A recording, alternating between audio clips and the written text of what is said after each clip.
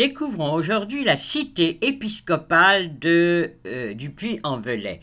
Car en effet, le Velay était dirigé non pas par un seigneur grand du royaume ou bien vieil aristocrate, mais par l'évêque du Puy-en-Velay.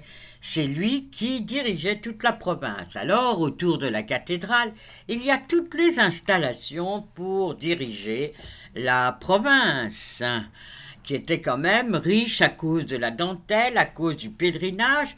Et donc, autour, vous voyez tout près, là, à gauche de la cathédrale, la construction d'un hôtel-Dieu.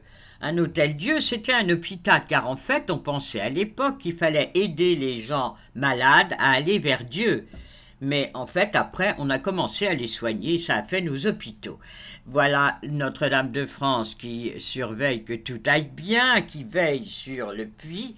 Voilà un des bâtiments, mais énormes, de cet hôtel-Dieu, construit au XVe siècle, agrandi XVIIe, XVIIIe, vous voyez, tous les agrandissements de ce magnifique hôpital.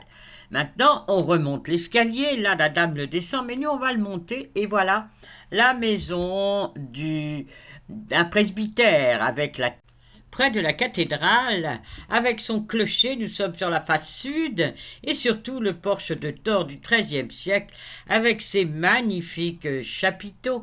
Ils viennent d'être nettoyés, sont superbes. Voilà sur la place la résidence, l'entrée de la résidence de l'évêque, toujours le fameux porche de tort, et l'on longe le mur, là, sur cette place, on laisse là le clocher de la cathédrale pour prendre la petite rue qui est à gauche ici. Là encore une résidence des prêtres, là petite rue où il y a tout pour les pèlerins, pour que les pèlerins s'inscrivent et leur petit carnet. Et voilà la maison du prévôt. Le prévôt, c'est celui qui s'occupait de tout ce qui était commercial. On dirait maintenant le ministre de l'économie. Et voilà le baptistère Saint-Jean. C'est le plus vieux bâtiment de cette cité épiscopale. Il date du 5e siècle, donc dès l'origine du catholicisme sur cette colline et dans cette région, puisque on fait remonter la présence chrétienne dès l'an 400. Voilà la cuve octogonale dans laquelle on pouvait s'immerger. Il y a des restes de fresques sur les côtés.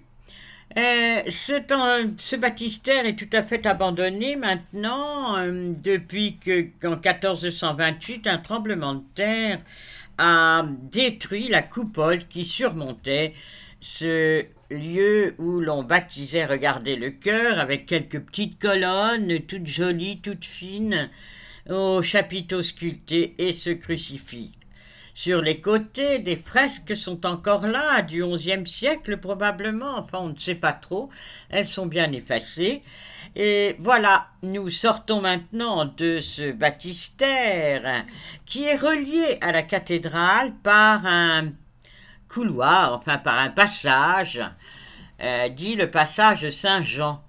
Voilà, on passe sous ce passage pour se rendre dans des toutes petites rues derrière, regardez, avec ici la chapelle des pénitents, là-haut Notre-Dame de France qui nous bénit.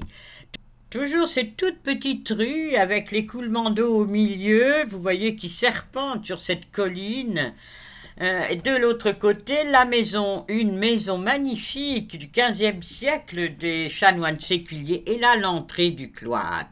Nous voilà dans le cloître avec 5 travées au nord et au sud et 7 de l'est à l'ouest, toujours dominé par cette statue. Voilà les chapiteaux, vous voyez la décoration avec des pierres blanches, des pierres noires, tout ce que l'on pouvait trouver. C'est vraiment, ça fait un peu arabe, ça fait vraiment tout à fait arabe, mais c'est le style roman auvergnat, avec des chapiteaux. Alors ces chapiteaux, il y avait des drôles d'éclairage, mais bon, j'en ai profité, c'était amusant. Voilà, des feuilles d'acanthe qui sont quand même vraiment typiques du XIe siècle. Là, des animaux qui se font face. Ici, c'est des anges, voyez l'ange avec Adam et Ève. Et ici, ce sont des goules. Enfin, en fait, c'est pour chasser les démons, pour faire peur aux démons. Il a regardé ces animaux, ces lions fantastiques. Un autre chapiteau sous un autre éclairage, avec ici les anges et les ramages et tout ce qu'il y a autour pour décorer. Voilà, ce sont les chapiteaux qui sont plus à l'intérieur. Et regardez la décoration avec là une frise sur laquelle est racontée la vie du Christ et de la Vierge tout autour de ce cloître. Au-dessus, regardez bien, il y a un immense bâtiment dans lequel se réunissaient les États du Velay. Cette assemblée, composée du clergé, de la noblesse et du tiers-état, donc représentant vraiment la société de l'époque, il décidait des impôts, il décidait absolument de toutes les grandes nouveautés qu'il fallait décider pour la région. C'est l'ancêtre de notre conseil général. Simplement, ça représente beaucoup plus la société qu'actuellement nos conseils généraux des départements. Voilà, dans le trésor, installé dans une de ces salles, l'olifant de Saint-Hubert, une statue de la Vierge à l'enfant très ancienne du XIIIe siècle, couronnée d'or et de pierres précieuses, habillée avec beaucoup de richesse. Une magnifique collection d'ornements sacerdotaux, tous très anciens, là, la cape avec l'arbre de Jessé. Malheureusement, l'éclairage est très mauvais. Et là, c'est le clou de la Passion qui a été utilisé pour faire un mort pour le cheval de l'empereur Constantin. L'empereur qui, par l'édit de Milan 313, autorisa la religion chrétienne, mais ça vous le saviez. Maintenant, le passage pour aller vers la cathédrale. Ce n'est pas celui-là que nous empruntons, nous partons au contraire de l'autre côté pour nous retrouver dans les petites rues de cette cité épiscopale. Après l'Hôtel-Dieu, le presbytère, le baptistère, le cloître, la salle des États du Velay, le trésor, nous voilà devant le couvent des franciscains, car là encore, beaucoup de couvents étaient autour pour l'accueil des pèlerins, c'était leur fonction, et ça le reste toujours. Allons maintenant vers d'autres hauts lieux de cette cité épiscopale. Vous voyez les pèlerins qui arrivent là. Voilà l'hôtel du dauphin viennois à droite, qui est du XIIIe siècle, très ancien, qui a une chapelle, qui est vraiment un haut lieu. Alors, sur cette place, toujours des rues très en pente, des arcs des porches pour consolider. Et sur cette place, la façade de l'église du séminaire. Voilà, une église très sobre, faite juste après le concile de Trente, donc pas de fioritures, rien à voir avec l'art roman. Un clocher, deux clochers avec des tuiles de couleur, et regardez ces grandes fenêtres pour laisser passer un maximum de lumière.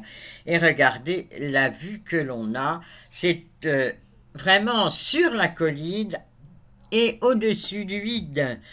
Voilà l'arrière de cette chapelle avec le couloir qui permet de rejoindre la chapelle au séminaire, le chœur en arc de cercle là, puis derrière le clocher de la cathédrale Notre-Dame du Puy. À l'intérieur, un autel à la Vierge Marie en bois sculpté du XVIIIe siècle.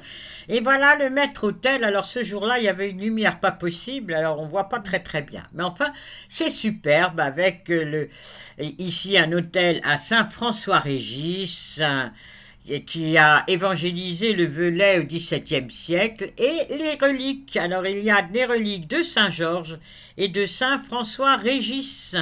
La chapelle est dédiée à Saint-Georges. Nous sortons de la chapelle et voilà le séminaire. C'est un bâtiment qui a commencé au XVe siècle, c'est complètement fou. Énorme, énorme, agrandi au XVIIe, au XVIIIe.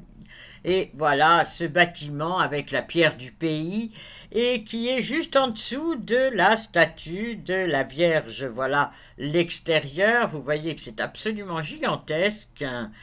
Et la vue à partir de là est superbe parce qu'il y a tout un jardin qui est abrupt sur la colline. À l'intérieur, je vous ai pris cette photo pour que vous voyez l'épaisseur des murs. Là, c'est pas près de s'effondrer. Et la statue de Saint François Régis. patron des dentelières et patron des jésuites. Et voilà, nous sommes près de la fameuse statue de Notre-Dame de France qui est sur cette colline à 132 mètres d'altitude. Elle fait 16 mètres de haut et pèse 835 tonnes. C'est le jésuite Xavier de Ravignan qui a l'idée, vers 1850, de faire ce projet d'une vierge sur ce rocher. Il soumet cela au diocèse et monseigneur Auguste de Morton s'enthousiasme. Ils font un appel d'offres, 53 projets sont proposés. C'est Jean-Marie Banacieux qui remporte le concours et donc commence la statue.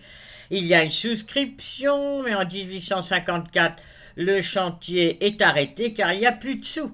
Alors l'évêque va voir Napoléon III et Napoléon III lui offre les canons russes capturés à la bataille de Sébastopol, 150 tonnes de fonte.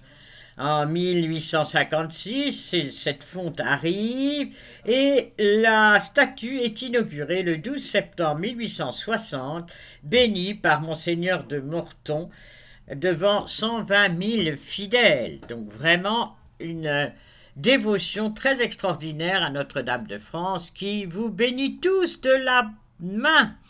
À très bientôt. Au revoir pour une autre visite.